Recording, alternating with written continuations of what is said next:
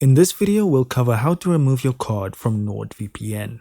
Now, unfortunately, there's no way to remove your card details. However, if you are worried about auto renewal and that's why you need to remove your card, what you can do is go to the billing section. Now, it won't look like mine, it'll look something a little more like this. And what you'll see here is keep auto renewal or cancel auto renewal.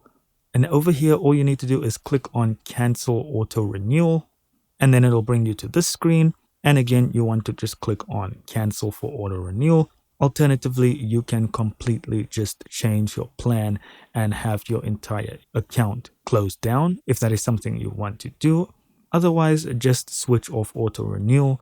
But unfortunately, there is no way to remove your card. Another option is to maybe just change your payment method, but again, that is going to require you to put in card details or PayPal details. And that's all I've got for you today, guys. Thank you so much for watching. Don't forget to hit like and subscribe, and I'll see you in the next video.